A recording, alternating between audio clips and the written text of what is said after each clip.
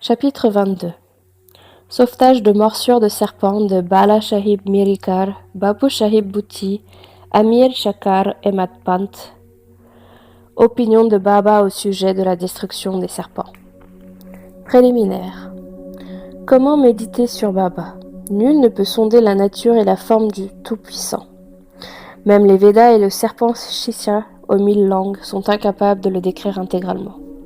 Les fidèles ne peuvent le comprendre, mais ils contemplent simplement sa forme car ils savent que ses pieds sont leur seul refuge. Ils ne connaissent pas de méthode pour atteindre le but suprême de la vie, excepté celle de méditer sur les pieds sacrés. Et Matpant propose une voie facile de dévotion et de méditation comme suit. Durant chaque mois lunaire, alors que la quinzaine sombre avance progressivement, le clair de lune décroît dans la même mesure et le jour de la lune, nous ne le voyons. Aussi, lorsque recommence la quinzaine claire, les gens sont très impatients de voir la lune. Le premier jour, elle n'est pas visible et le second jour, elle apparaît sous la forme d'un fin croissant. Alors, on propose aux gens d'observer la lune dans l'espace entre deux branches d'un arbre et lorsqu'ils regardent avec enthousiasme à travers cette ouverture, le lointain petit croissant de lune apparaît dans leur champ visuel. Essayons de visualiser la forme de Baba en suivant cet exemple. Observons l'attitude de Baba, comme elle est belle. Il est assis, les jambes croisées, la jambe droite posée sur le genou gauche. Sa main gauche est placée sur son pied droit. Il tend deux doigts, l'index et le majeur, autour de son orteil. Par cette attitude, Baba semble dire « Si vous souhaitez voir ma forme véritable, soyez humble et dépourvu d'ego. Méditez sur mon orteil à travers l'espace situé entre l'index et le majeur, et alors vous pourrez voir ma lumière. » Maintenant, revenons à la vie de Baba. Shirdi était devenu un lieu de pèlerinage depuis le temps où Baba y séjournait. Les gens de partout commençaient à s'y ressembler et les riches comme les pauvres en bénéficiaient de plusieurs façons. Qui peut décrire l'amour sans limite de Baba, sa prodigieuse connaissance et son omniprésence? Béni est celui qui a pu en faire l'expérience. Parfois, Baba observait un long silence qui était d'une certaine façon sa manière de parler du Brahman. D'autres fois, entouré de ses fidèles, il était pure conscience, béatitude incarnée. Quelquefois, il parlait par paraboles et d'autres fois, il cédait aux mots d'esprit et à l'humour. Par moments, il était absolument calme, à d'autres, il semblait furieux. Parfois, il dispensait des enseignements en 2 mots. D'autres fois, il entrait dans de longues argumentations. La plupart du temps, il était très discret. Il donnait ainsi à beaucoup de gens diverses instructions en rapport à leurs besoins. Sa vie était donc impénétrable, car elle dépassait les capacités de notre esprit, de notre intellect et de notre expression verbale. Notre ardente aspiration à contempler son visage, à parler avec lui et à entendre le récit de ses lilas n'était jamais assouvie. Pourtant, nous étions toujours débordants de joie. Nous pouvons peut-être mesurer les averses de pluie ou capturer le vent dans un sac en peau, mais qui peut évaluer ces lilas? À présent, nous allons aborder un aspect de l'un d'eux, à savoir comment Sai Baba prévoyait-il ou anticipait les malheurs de ses fidèles et avertissait ceux-ci à temps. Bala Sahib Mirikar. Bala Sahib Mirikar, le fils de Sardar Kaka Sahib Mirikar, était mamlatar, chef de district dans le Maharashtra de Kopergaon. À l'occasion d'une tournée à Chitali, il passa par Shirdi pour voir Sai Baba. Lorsqu'il arriva à la mosquée, il se prosterna devant Baba et la conversation habituelle concernant la santé et d'autres choses s'engagea. Soudain, Baba recommanda la prudence. « Connaissez-vous notre Dwara Kamayi ?» Comme Baba Sahib ne le comprenait pas, il garda le silence et Baba continua. « Ce lieu où vous êtes assis est notre Dwara Kamayi. Elle écarte tous les dangers et les inquiétudes des enfants qui s'assoient sur ses genoux.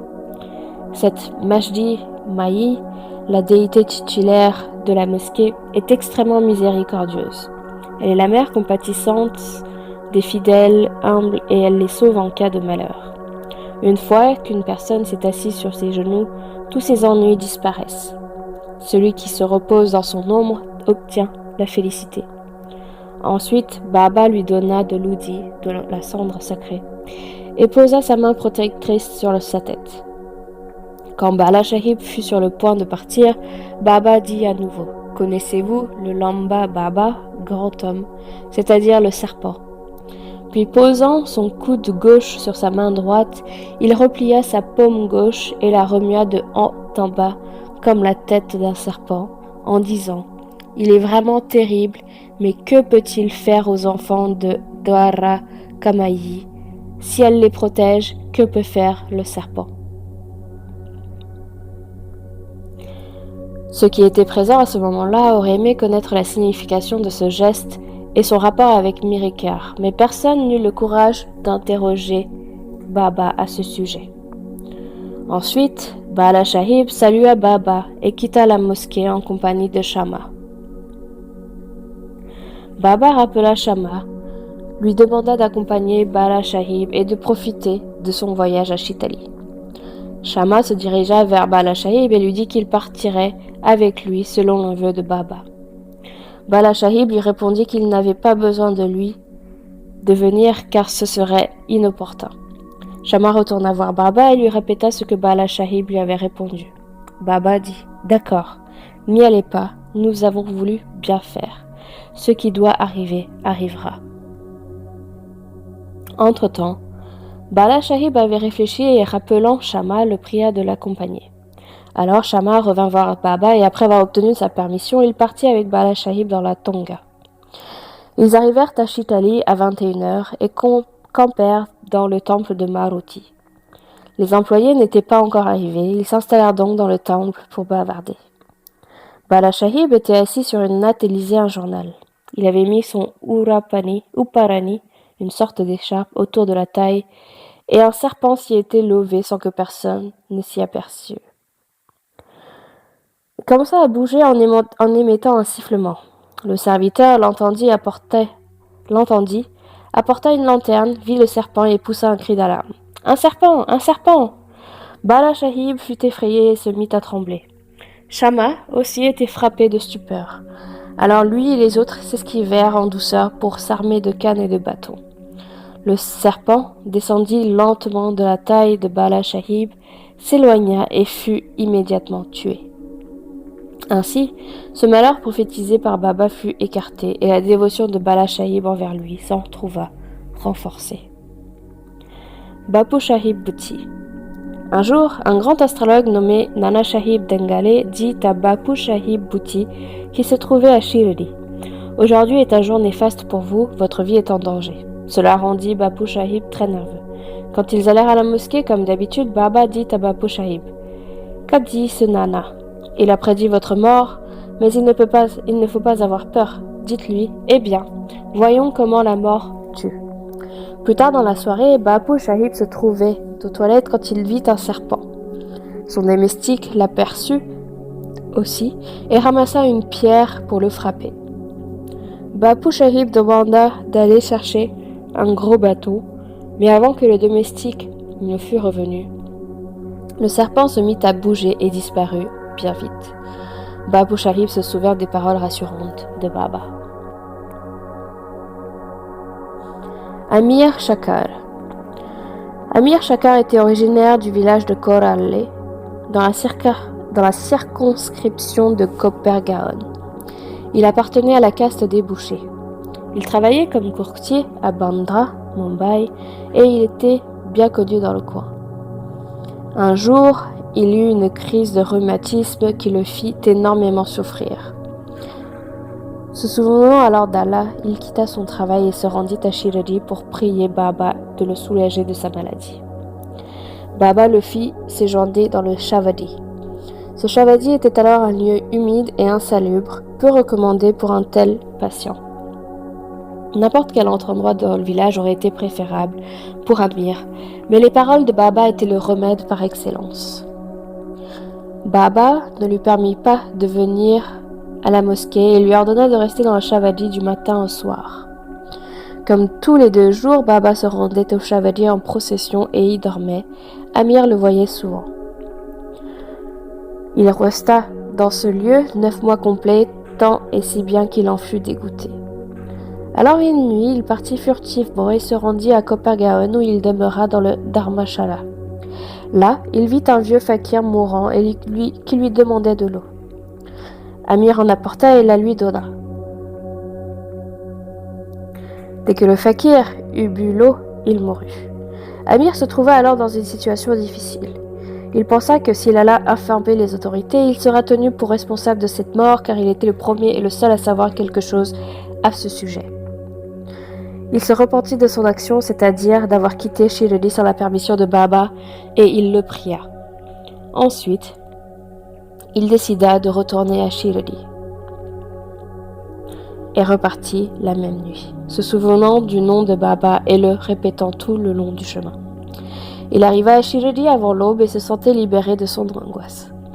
Après cela, il vécut dans le Shavadi en parfait accord avec les souhaits et les ordres de Baba, et il finit par guérir.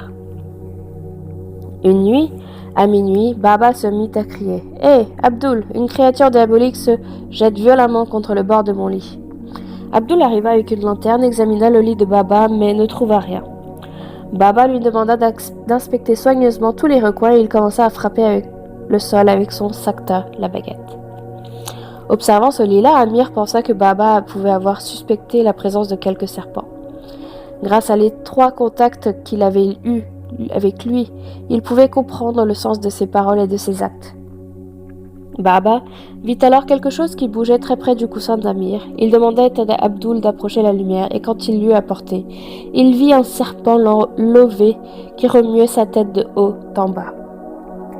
Aussitôt après, le serpent fut battu à mort. Ainsi, Baba donna l'alerte à temps et sauva la vie d'Amir. Hematpant, le scorpion et le serpent. Selon les recommandations de Baba, Kaka Sahib Dixit lisait chaque jour les 2 ouvrages de Sri Ekanath Maharaj, à savoir le Bhagavad et le Bhavarta Ramayana. Et Hematpant avait la grande chance d'être l'un des auditeurs chaque fois qu'avait lieu la lecture de ces ouvrages. Un jour, en écoutant la partie de Ramayana qui raconte comment Hanuman testa la grandeur de Rama en suivant les instructions de sa mère, tous les auditeurs furent fascinés. Hematpant était l'un d'eux. Un gros scorpion, personne ne sut d'où il venait, sauta et se posa sur l'épaule droite d'Hematpant, sur son Uparani. D'ailleurs, il ne remarqua pas, mais comme le Seigneur protège toujours ceux qui sont absorbés par l'écoute de ces histoires, Amadas jeta par hasard un coup d'œil sur son épaule droite et le vit. Le scorpion était tout à fait tranquille et ne faisait absolument aucun mouvement. Il semblait même prendre plaisir à la lecture. Ensuite, avec la grâce du Seigneur, et sans déranger l'assistance, Hematpant prit les 2 extrémités de son Uparani et les réunit, enfermant ainsi le scorpion dans le tissu. Puis il sortit et jeta le scorpion dans le jardin. À une autre occasion, juste avant la tombée du jour, alors que quelques personnes étaient assises à l'étage supérieur du wada de Kaka Sahib, un serpent se glissa furtivement par un trou du châssis de la fenêtre et s'installa en se levant. On apporta une lampe. Bien qu'il fût d'abord ébloui, il resta cependant immobile en remuant seulement la tête de haut en bas. Alors, plusieurs personnes se précipitèrent avec des bâtons et des gourdins, mais comme le serpent était assis dans un endroit inaccessible, aucun coup ne put lui être porté. Toutefois, alerté par le vacarme des hommes, le serpent sortit promptement par le même trou, et toutes les personnes présentes se sentirent soulagées. L'opinion de Baba. Un fidèle nommé Muktaram dit alors qu'il était bon que la pauvre créature se soit échappée. Hematpant protesta en disant qu'il valait mieux tuer les serpents. Il y eut une vive discussion entre eux. Le premier soutenant que les serpents et les créatures du même acabit ne devaient pas être tués, le second qu'ils devaient l'être. Comme la nuit arrivait, la discussion prit fin sans que le soin arrivât à un accord. Le lendemain, la question fut soumise à Baba, qui donna son avis plein de sagesse. Dieu vit dans tous les êtres et toutes les créatures, même dans les serpents et les scorpions.